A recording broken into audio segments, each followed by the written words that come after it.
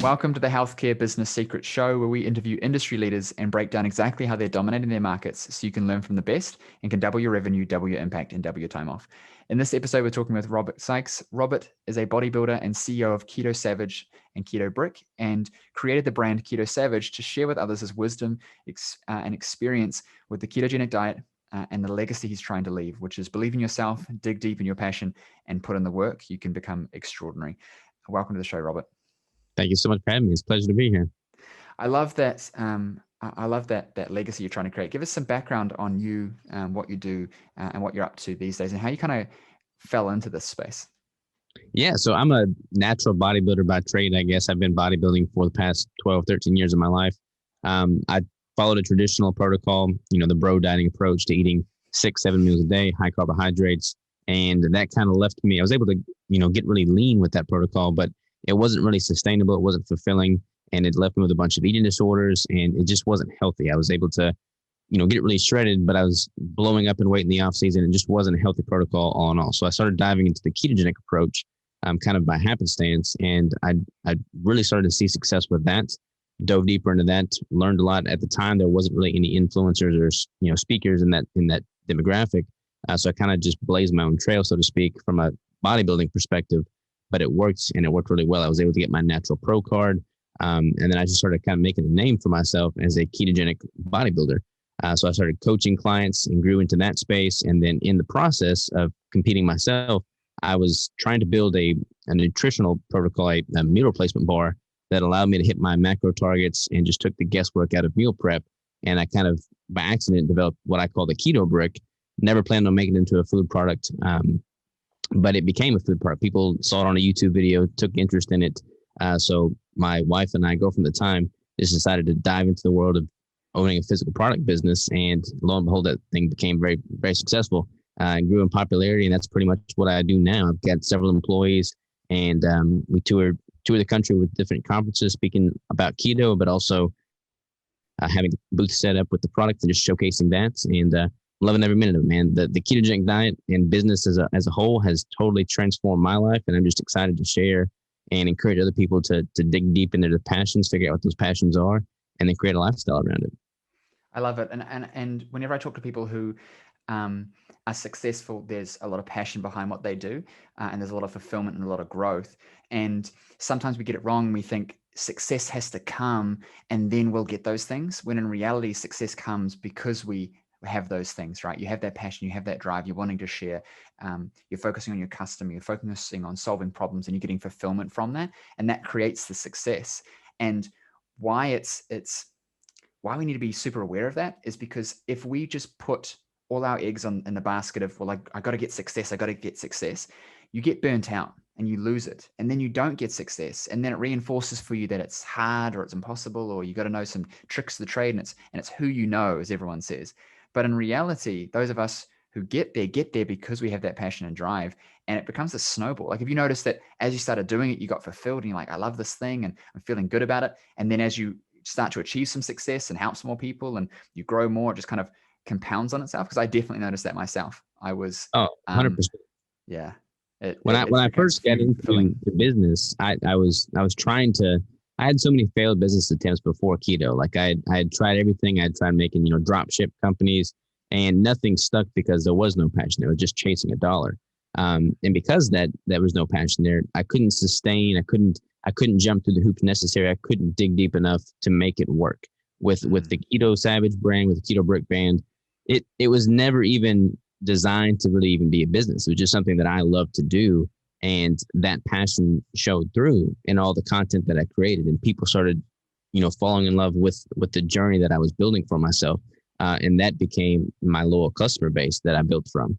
So yeah, having that passion and showcasing that journey, like I've always been vehemently opposed to the fake it till you make it belief, document the journey. Like my first podcasts were filmed and recorded in a closet with a beach towel as backdrop. I mean, you have to document those rudimentary phases because that's part of the story. 100%. And the story is what people connect with. There's a reason why people buy Apple or any other brand, and it's either once you're Apple all the way. Like it's rare to be halfway, and it's because you buy into the story. And if you're not, you know why you're not Apple.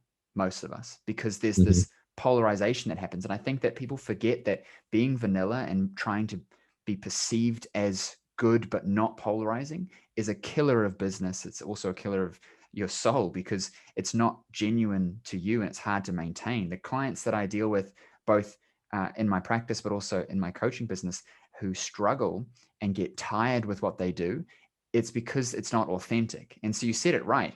A lot of us get into this online space and we think, oh, we're going to do drop shipping and Amazon, we're going to do these things and make money online and blah, blah, blah, because we're looking at making money online because we think that's the dream. In reality, the dream is having passion every day and waking up and wanting to get in and work, and loving the weekend but waiting for Monday so you can get started again. That's me. I love spending time with my family, but I'm like, can't wait for Monday because then I can get back into my hole and just keep digging because I absolutely love it. And ironically, that's what creates a success, right? Like your ability to just push and do it no matter what is why you then end up getting there. Like there's no one who's successful at a high level who isn't absolutely manically obsessed with what they do and driven beyond belief. Jeff Bezos does it not for money. He's got enough forever and his entire, like the next 10 generations. But he does it because he's passionate about what he's developing. That's why he's doing it. Everyone else tries to be rich and they don't get there. And those of us who are doing it because we're passionate, ironically get there. But then everyone else looks at it and thinks that it's rich. It's the richness. That's why we're happy. It's the richness. That's why our health is good and why our mindset's good and why our relationships are good and why our business is good, because we have money. When in reality, we do the things that allow us to get there. I've noticed that myself, man, like just exercising has changed how I feel and my output. It's not because I have time. I flip and make the time. So in terms of what you're doing, and where you're at now, like where does most of your time go? Is most of your time into the product development side of things, the coaching side of things? So I try to do a lot more big picture stuff. I've got employees now that do, I mean, initially, like with the physical product, for instance, I would spend, it was just me and my girlfriend at the time. We would stay up all night making product. We'd drive, we would store the product at our, little bitty apartment building. Our apartment was a warehouse, basically what we turned it into. But it was all done in-house by us. As it grew, I was able to bring on employees, initially my cousins and family members. And then from there, we were able to grow and hire employees. And now we've got it all set up and it's all structurally sound. So I'm able to outsource most of the physical product development creation to my employees. And then I'm able to focus more on the big picture strategy, which I have the passion for. I love to go out there in the warehouse and take the trash out, do the simple little things that I remember doing in the very beginning, because I feel like that keeps me grounded. But from my standpoint, most of my time is spent interacting, networking with other movers and shakers in the space and doing more big picture strategy moves within the company. Yeah, because you can't get to the next level without people. And I learned that early on, is that you can go fast by yourself, but you can't go far because eventually you get to a capacity standpoint. And I see that in people's practices a lot in their health businesses, where they're the ones seeing all the clients. They're handling the books, they're doing everything. And it ironically starts to limit them. And so as an example, let's say you don't have a front desk person and you're doing the payments and it takes you 5 extra minutes to deal with clients to do payments and you see 4 people an hour. Well, that extra 5 minutes has meant that you could have seen another client and helped another person or made a bit more money, or use that time to work on something else that could expand you further. And so it's this kind of accelerated break. And where people experience the roller coaster in business, I think, is where they're going up, but they're not anticipating that there will be a down. And so therefore building the structures that allow you to keep going up. The companies that are going up consistently are the ones that are preparing for downs as they get on the up. They're not just riding it up and then forgetting about everything, because then it's like, for example, I'm doing marketing, I'm getting clients. I'm now fully booked. I'm going up. I now don't have time to do any marketing. The clients go through their processes. Now they're less frequent. I have less clients. Now I start going down. I go, oh crap, I don't have any clients. So then I hustle and I try and get more clients, and then I go up and then I forget. If you want to have consistency, just like you're doing, right? I'm going up and I'm knowing that I'm going to hit a capacity point. I'm going to have to stop doing the marketing stuff. So I'm going to get things in place that allow me to keep going up. And that's where people miss it. What was your first hire to, or the first problem you solved with people that allowed you to go to the next level? So within the physical product space, we hired people to do all the manufacturing. So I no longer do any of the manufacturing whatsoever. And that was a huge time sink for me. So that freed me up to do more of the strategic work. Another really big hire was I hired an admin person she wears many more hats than just administrative work. She edits videos, she edits the podcast, publishes the podcast episodes. She does all the email correspondence, all the shipping and receiving. So all the administrative computer work and a lot of the content creation and publishing. So that allows me to do more of the content creation that only I can do as the face of the company, but simply letting her do the editing and the publishing saves so much time, and I can just focus on putting out higher quality content. And for me in my line of work, the content itself is basically the marketing. So the higher quality content that I can put out and put more effort towards that content, it pretty much takes my marketing capabilities to the next level. Yeah, of course, it creates more leverage, right? You're able to do more of the stuff that only you can do, saving you the energy to put into that rather than constantly editing things. People often think, well, I'm going to save money. It's going to be easier if I just do it. I know best. Did you ever experience that yourself, where there was this feeling of I'm going to have to let go of this thing and I'm worried about quality dropping? Or did you put processes in place that meant that didn't happen? What was your experience for you? Yeah, that's a fear I think any business owner is going to go through. I mean, you don't want to sacrifice the quality, because that quality is ideally what got you that place of success in the first place. So I don't sacrifice any quality, but I put very strategic systems in place that the employees know exactly what the expectation is, and they never drop below that. Like, we'll always over deliver instead of under deliver. And if you have the right systems in place, you have the right criteria in the makeup, then if they're trained properly, you don't have to worry about that. Like, especially if your oversight is such that you know that they're not cutting corners. If you have good employees too, like now that I have employees, hiring and firing people is one of the biggest headaches in business for sure. If you have a physical product business, but having the right people makes all the difference in the world. 100%. I've started going down the track of hire fast and fire fast in terms of you can never know really if someone's going to be good until they're there, because a CV, an interview is always the best version of a person. CV becomes almost irrelevant. You could say whatever the hell you wanted on the CV, right? Yeah, totally. Checking references is important, but still culture fit, I think, is key. Are they a person that feels like they could fit in with a minimum standard of skill, but do they fit in? And then being okay with hiring that person and then also letting them go. I think that most of us get hooked into like, I'm going to hire them and that's it forever. So I've got to make it the right decision. But ironically, that's what holds everyone back in anything that they do, is by trying to make it perfect from the start. Dude, your podcast, like you said, you were in a cupboard with a beach towel. You didn't make this setup with the soundboards and the mic and the things like that, because had you had done that, you would have been slow to implement, and it wouldn't have had the feel, and you wouldn't have had the early adopters who loved you for being in the closet with the beach towel. You know what I mean? Which is now a primary viewership, and it would have been like everyone else. I think that's because that's a very important point. We can embellish on that further, but so many people look at other people that are seeing success in business, whatever industry that is, and they try and emulate that exactly. But when you do that, there's always going to be somebody that can come in and beat you on price. There's always going to be something that can undercut you. There's always going to be a competitor that has an advantage over you. If you build your business and your livelihood around your story, nobody can take your story from you. So by default, that's automatic security in that. Most people are just too afraid to put their story out there because they lack confidence, they lack self-awareness, or they're just not okay with who they are at the core. But if you know who you are at the core and you're totally okay with it and upfront with it, then you don't ever have to wear a mask. And if you're not wearing a mask, then your business is going to be a definition of who you are at the core, and nobody can steal that from you. Said so many good points. Let's break it down a bit. When you've got a core story, you've got a competitive advantage because no one can have your story. And so therefore it doesn't become about your price, or even, I dare say product quality to an extent, because someone can come along and say, well, my product has this and this and this in it, right? The features. A lot of people try and compete on features. They commoditize themselves. It's like, not only am I going to massage your back, I'm also going to come and look after your kids and paint your fence and do your dishes and spend 6 hours at your house. Like it gets silly because we're trying to stack on all this extra crap to try and make the product more filled out. But it's not the features that people are buying. They're buying the story and how they feel. Apple's an example of this, right?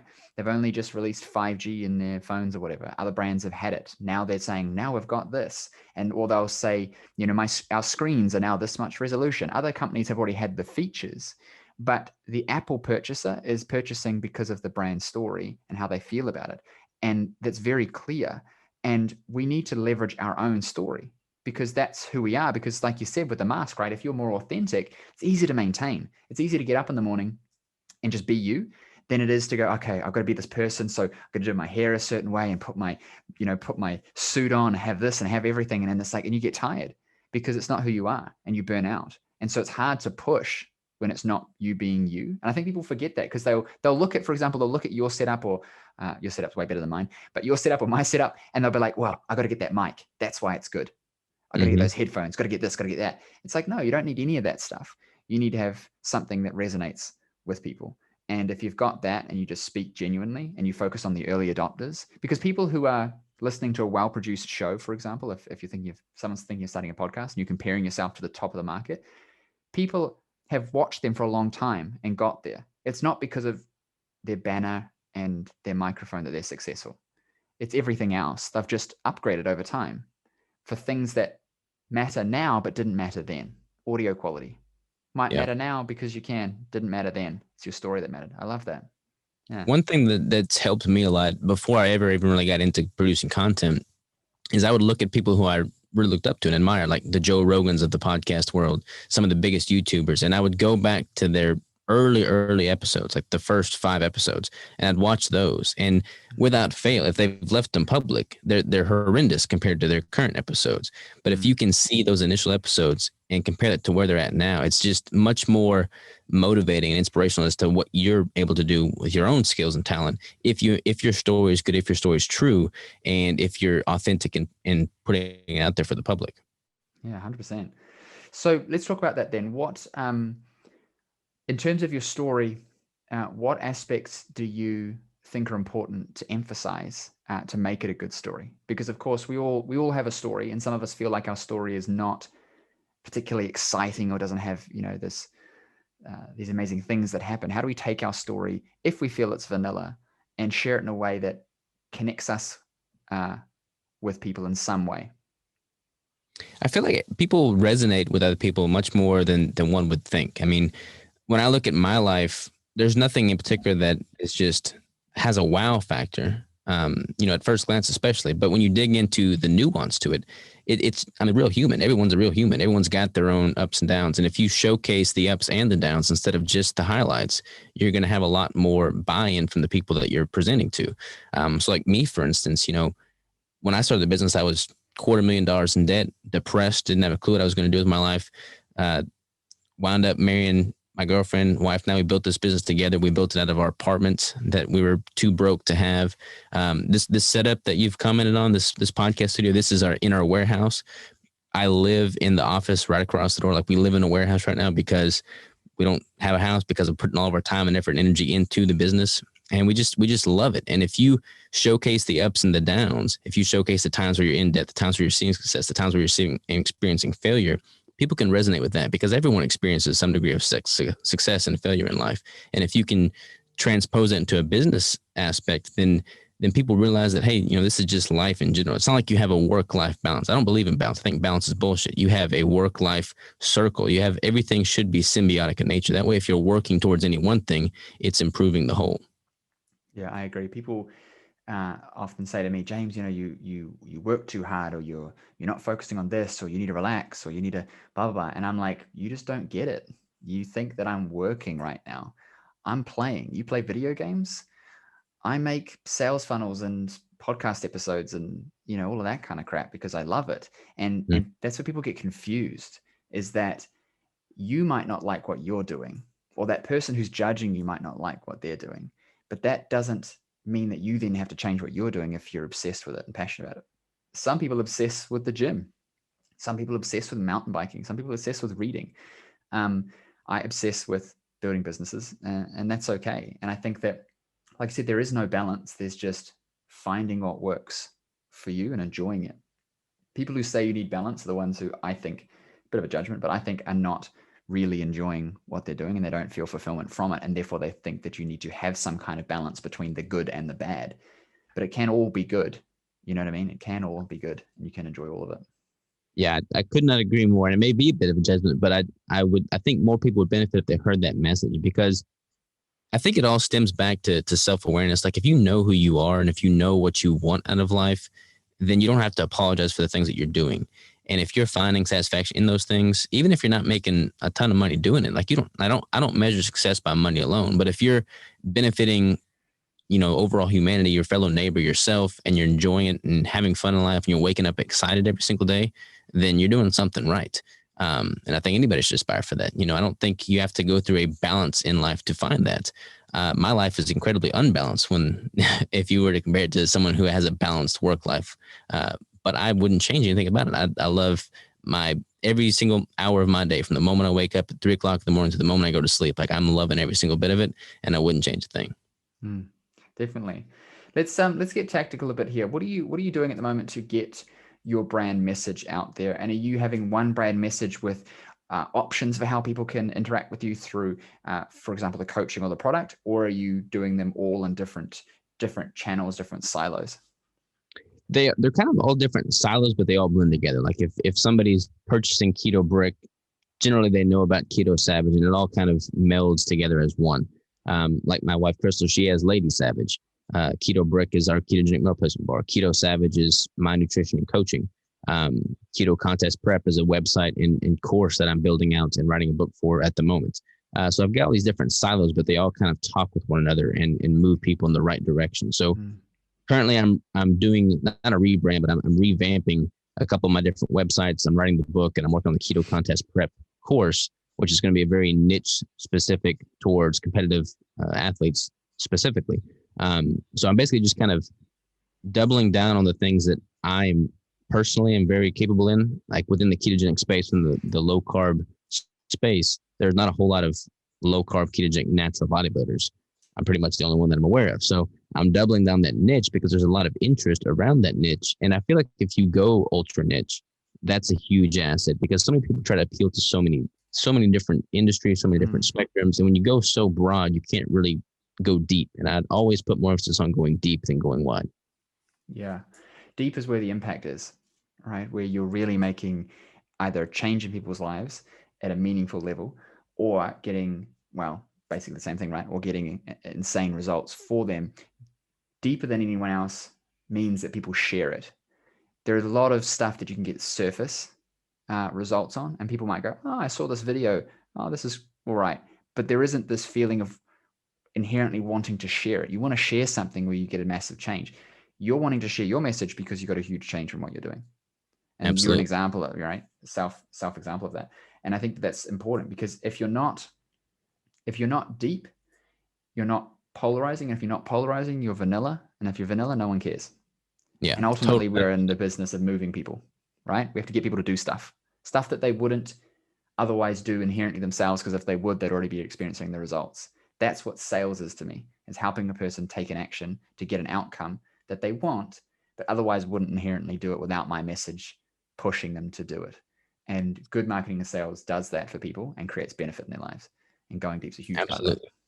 Yeah. It's all about human interaction and going deep and the experience that lies therein. I mean, we've just invested in a new compound, a new warehouse that's twice as big as our current setup here, and we're getting it totally revamped. But I'm gonna have the updated podcasting studio, a gym, the new kitchen, everything in there. But I'm gonna fly people out, like all my podcast guests. I'm gonna fly them out. I'm gonna train with them. I'm gonna do whatever. It's just going to be an experience, because when you're able to go super deep like that and offer something that nobody else has taken the time, energy, and effort to offer, your ability to make an impact is just amplified tenfold. And the more and deeper impact you can make, the more job security you're given for yourself, and the more aggressive you're going to be able to build that company, because it's built on a better foundation. I think that no matter what happens, whether there's political unrest or economic unrest or, industry shifts, I think that when you've got relationships with people, you could pivot one day from keto to something probably completely the opposite, and your followers will follow because there's relationships there. The people in your network will follow because there's relationships. And I think people forget that this idea of it's who you know is kind of true, but it's more than that. It's not who you know and therefore you have an advantage. It's who you interact with and have those conversations, build those relationships with, because people help us to go places. You can't go alone. That's where we're tribal by nature, because we understood that survival comes from that. And your family unit is a tribe, your business team is a tribe, your community, your marketing is a tribe. And we need to have strength in those relationships, because then no matter what happens, we still have that, because people need leaders. Followers need to follow someone. And I think most of us at heart are followers to some degree in different areas. I'm a leader in one area and I'm a follower in another, and I'm looking for people to follow. And so if in your business, especially when we're helping people to get outcomes in their lives, we need to be strong leaders and build those networks, because then no matter what happens, it's not built on a house of cards just because of some gimmick or some mask that we put on. It's built on real relationships. And real relationships can go so much deeper than just how many followers someone has on a social platform. Treating everyone as if there's something that you can truly and deeply learn from them is so key. There's been so many instances and interactions that I've had in the past few years where I've given somebody the time of day that it didn't really make sense at first glance to give them as much time as I'd poured into them, but then way after the fact, it paid itself tenfold. And I think if every interaction you make is brought to the table with that type of genuine authenticity, you're going to be way better for it. And your ability to make an impact and to receive an impact is going to be amplified. I like that you said receive an impact, because a lot of us, like, I'm going to invest in you because I might get something now. Or it's like, oh no, I don't do that. I don't invest in people to get things out of them, but I'm kind of secretly hoping I'll get something out of them 10 years later, at least. So it justifies it. But I think it's the wrong way to look at it.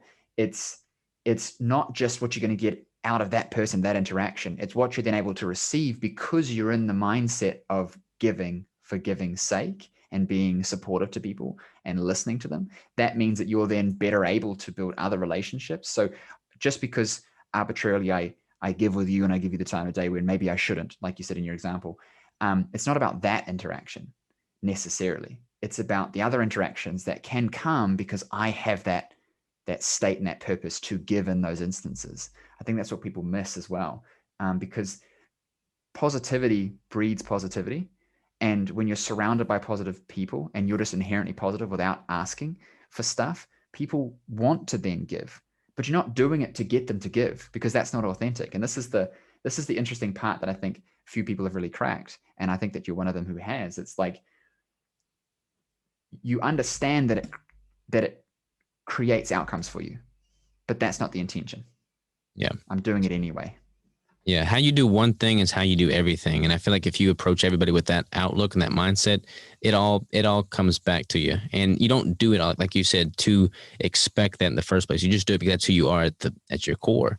And in doing that, it makes it worth your while. 100%. Yeah, 100%. So are you focusing a lot at the moment on the podcast as being a primary driver of ears and eyeballs to what you do, or do you have other things that you're doing as well? Yeah, the podcast is my biggest platform for sure. Instagram is a big one. I have a newsletter that's also pretty successful. I've got several different mediums. I actually just had my Instagram account randomly disabled. I had like 40,000 followers on it, just totally gone with the blink of an eye without warning. And then after 2 weeks of waiting, I'm like, well, I'm just going to make a new one and start back from the ground zero. And then shortly after I built the new one, it got reinstated. So that kind of brought back to the front of my mind and attention that you don't want to put all your eggs in any one social platform. Ideally, having macro content like on your own website, your own podcast that you've hosted and paid for yourself, so it's secure, and then just simply using social outlets as a way to distribute that micro content is key. I feel like so many people, and I've been guilty of this, they put all of their emphasis on one platform that they don't own. And then there's just so much uncertainty there. So I would caution anybody listening to this to double down on their own hub, like their own website, their own platform, and then just simply use social as a way to distribute micro content pieces that drive people back to that macro hub. Yeah. Give the audience a bit of a breakdown on what you mean by macro and micro content. Yeah. So for instance, let's say I was to write a really in-depth blog post about the ketogenic diet on my website. I can take that blog post and then break it up into several different pieces of micro content, maybe subheadings, and then distribute those via Instagram, Facebook, something of that nature. But if somebody wants to get the full picture, they're going to need to go to the actual website. That way you're driving people to your actual platform instead of just the social platforms that's, honestly, you don't have full control over. You're also conditioning people that when to get the information, they need to go to the source, which is your site, rather than conditioning them that they can go to your social to get it, which I think is super important. And it's a great perspective and something that, based on what you've said, my mind's now running 1,000,000 miles an hour about how I can implement more of that into mine, because you're right. When you look at social, your social is the peephole, right? It's like, but that can get closed up real fast because you don't own it.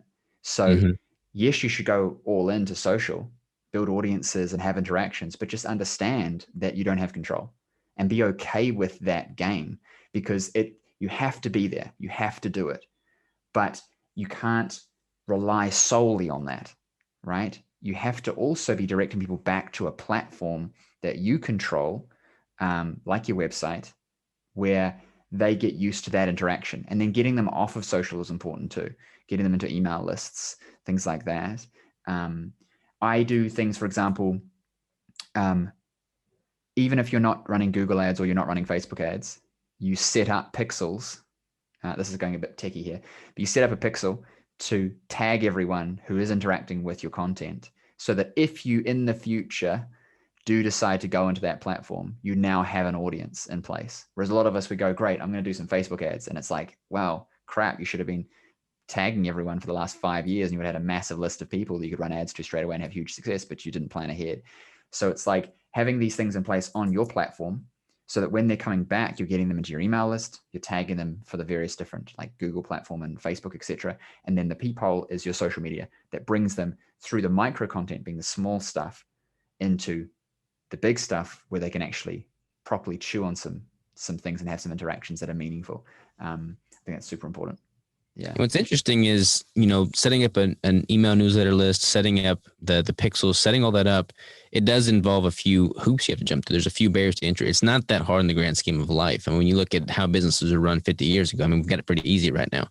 But social media, Instagram, Facebook, YouTube, the barrier to entry to creating an account and posting content on that is much, much, much smaller.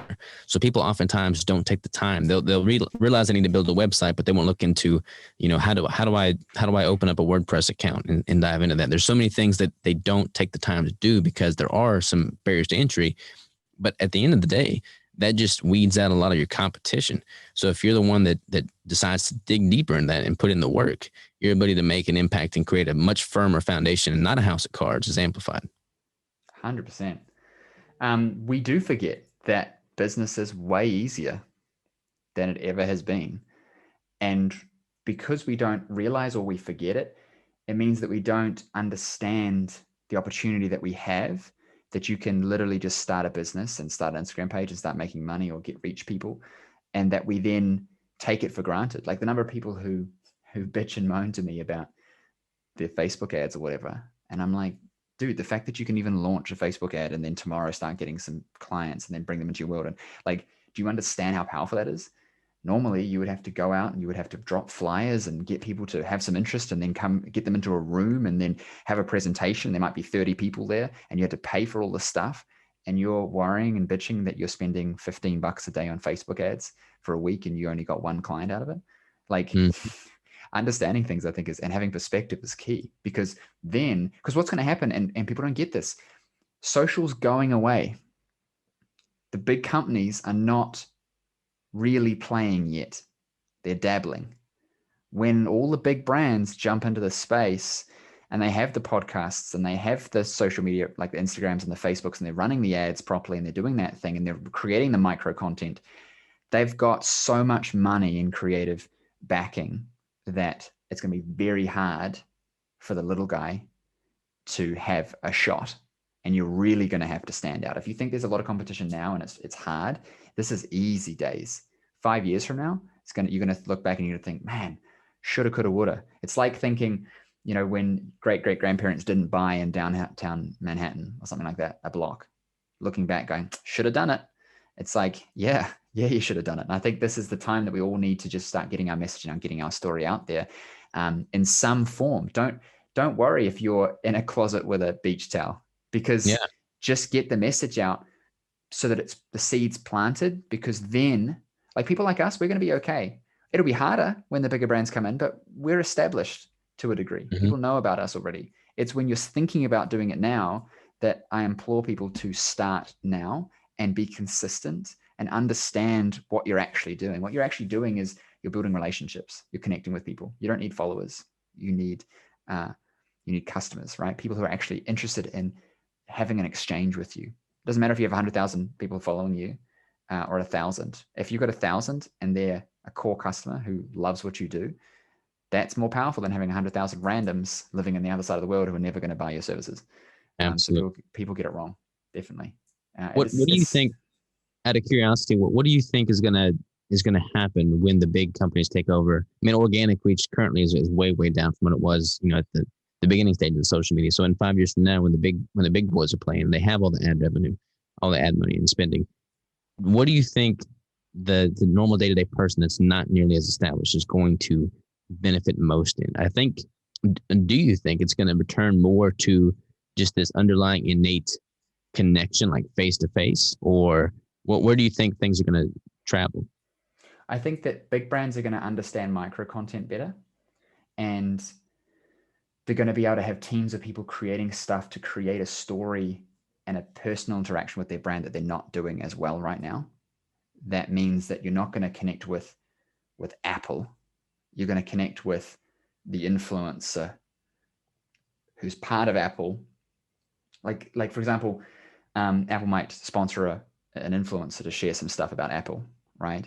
But it's going to be like that, but it'll be a bit more in-house, I think. And there's going to be a lot more of this understanding of that micro content to start these interactions with people at a real personal level. And so I think that when we're coming into the market to try and compete with that, we're going to be doing very similar things, but remembering, of course, that they have hundreds of millions of dollars that they can dump behind this stuff and not care. Like Coca-Cola will buy billboards with no measurable return. You can't know whether a billboard made you money. Like, is everyone going to bring out their phones to capture the little thing and be like, oh, this is where I came from and I bought my Coca-Cola in the shop the other day? Or like, you know what I mean? Like you're putting out a product and then you're putting out marketing and you're just measuring, well, we marketed and, we made some money. But that's what these bigger brands are doing. It's not as granular tracking. So when they understand that I can do granular tracking with Facebook and social media, and I can actually see what's actually happening and they can put their money behind it, and they're still willing to just spend money, it's going to make it very hard, because it's going to become pay to play. Like it's already kind of pay to play with organic reach being so low. And the new platforms will be helpful to people. This is where you got to, I watch a lot of Gary Vee and listen to what he's talking about, because he's right on the money. And he says that like when you're a newer player, you need to be in these other platforms, but you need to look at what are the new things coming up to build influence in the early adopters who are not looking for the big brands. And so I think pay to play will become, like Facebook will only be pay to play. Instagram will only be pay to play. You have a TikTok then, I assume, right? No, I don't. I'm actually bad at taking my own advice. I don't have TikTok either. I'm right there with you. But that's this type of stuff and I think that the reason why I haven't and why I should, like Gary said, get into TikTok like ages ago, a year ago. And I was like, oh yeah. And then of course I've got chiropractors now who have got like 200,000 followers on TikTok and they're getting clients every day from it. And so it's one of those things. But I think that if I was starting again, or if I was really wanting to dive into the culture of it, I would be getting on all these smaller platforms and creating relevant content for those platforms to see where I could find an audience, right? Because I have an audience, I've gotten lazier. And you inherently always do, because it's like, well, I can just spend money because I know my numbers, and so I can spend money to make money. But I think for everyone listening to this, you want to get to that point, but you also need to keep your ear to the ground and listen to what people are doing and what they're interacting with, and understand that the kids will find it first. TikTok was about dancing preteens, and now it's more evolved and will continue to evolve. Instagram used to be like that. Facebook used to be for the young people, as they say. Yeah. Now it's your grandmother's on Facebook. You know what I mean? Yeah. So I think that there's always that progression. It's hard to scale the social platforms, because when you think about it, you want to be very authentic, and you want social to be a way for you to put yourself personally out there to your audience. And if you're doing that and actually interacting, answering back in the DMs and just truly engaging on those platforms to continually add more and more platforms to that list, I mean, that becomes a scalable nightmare. I think that you want to pick one that you're having traction on and you double down. Then you develop a team to help you with the rest. And then you focus. Like Gary posts his content and he interacts with people, but he's not interacting with every single person. He would have at the start, but just from sheer scalability, he would spend 24 hours a day doing that because of the size of his audience.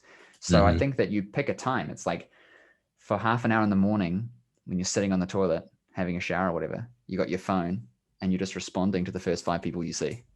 Yeah. And at lunchtime, you respond to 5 people that you see. And that creates enough engagement that people know you're real, feel you're real, and connect with you, but not having to do it to everyone because it doesn't make sense, but understanding that you have to do it because if you don't, like at the end of the day, the world's changing and you can either, like the example I gave someone the other day is that there's somebody, when cars came around, there's somebody who owned a shitload of horses who was super sad that they didn't invest in cars. And I think that you can cry about it all you want, but it's changing. So stop buying horses because no one wants them anymore. They're just like a recreational thing now. Get into vehicles in this analogy. And I think that social is beyond, like people used to argue whether Facebook's not going to be around or, Facebook's a fad. People used to argue that the internet was a fad. It's ridiculous, right? Well, and we just need to pivot. Gary Vee said something very, very profound about that. It's like, even if it is a fad, even if it goes out, if you're able to get some initial traction on it and get your name out there, get your face out there, the people that are on that platform and see you, they'll pivot and they'll move with you. And that alone is worth you taking the time and effort to build that foundation in the first place. There are kids. Do you remember Vine? Which was like those. I never had a Vine, but yeah, I definitely remember Vine. There are kids. I say kids, understanding how ironic that is because I'm relatively young looking. But there are kids that are now having their own movies on Netflix and making millions of dollars and are huge from Vine. Right? Yeah. What are those brothers? Jake Paul and is it Jake and Ryan Paul? I think it is. They're making millions and millions of dollars. They're doing movies. They've got media companies. They're massive influencers, and they started making stupid videos on Vine. And they found a niche and an audience, and people followed them. And now you go look them up on YouTube, they'll have millions of followers in all their platforms. And so Gary's right. It's like, it doesn't matter if it's a fad. You get in there because TikTok, I think you got TikTok ads now, right? Is that right? But like, I believe they've sort of running ads, yeah. Right. Whereas before, TikTok was just a platform. And so reach was mental. You got crazy organic reach. Now that they're doing ads, you're going to see organic reach start to drop because they make money for you paying for reach. So automatically you have to really stand out if you want to get organic reach. And then eventually it'll go away like Facebook. And I think that people don't understand that. That's the beauty of business though. It's all chess. It's all mind figuring out what is going to bring you the most momentum and then become the most sustainable and enjoyable. Like you have to enjoy what you're doing to some extent, but you're going to burn out. But when you look at it through the lens of this is all just tactical and strategic moves that can better your business and your future, it all becomes part of the chess game. And it's all just, I love it. I love it. Those of us who win are the ones who are obsessed and have full immersion in what we're doing. You can't be Kobe Bryant without being ridiculously obsessed with basketball. Yep. And being an athlete. You can't be Bezos without being ridiculous. It can't be a part-time thing and you would prefer to watch Netflix and I don't want to be on social media. Like you can't do that if you really want to be somebody that influences a lot of people and helps a lot of people. And so I think you don't have to, I think that no matter what level you want to play at, there needs to be an obsession and there needs to be a full immersion in everything.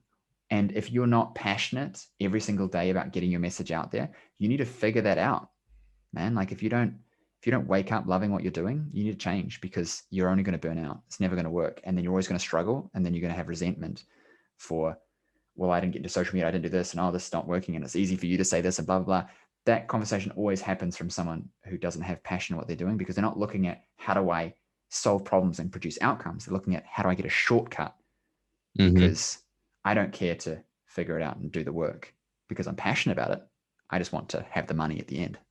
Yeah. And the cool thing about business is that it's yours. You can do with it as you choose and as you wish, and you're able to mold it into something that fills your cup. So like I doubled down on keto, and that I went ultra niche with keto, especially natural bodybuilding and keto, until I gained some momentum, and now I've started to expand that demographic a bit, and we're building out Live Savage, which is much more all encompassing than just keto alone. I mean, I'm an avid hunter. I love hunting. Hunting is going to be part of the Live Savage brand. So rather than having to go hunting and feeling like it's a distraction from my business endeavors, I've built a business around my passion for hunting, and it all becomes symbiotic in nature. I feel like once you recognize that you have the ability to do that in business, there's no reason why you wouldn't love every aspect of it. Yeah, 100%.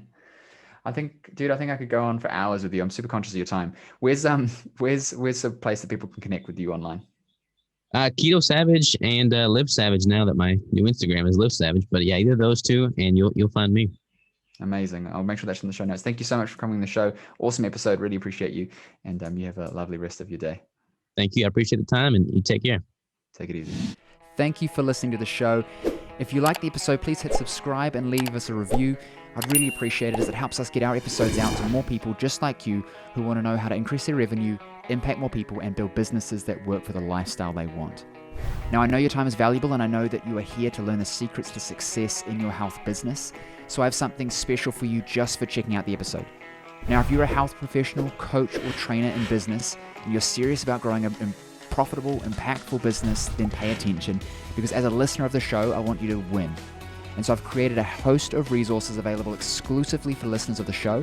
So if you're tired of trying to figure out this game of business, marketing, and sales all on your own, and you're ready to just implement what's already proven to work rather than reinventing the wheel, I want you right now to go and check out healthcarebusinesssecrets.com/insider. And there you'll find over $5,000 worth of trainings, resources, and coaching available only for listeners of the show.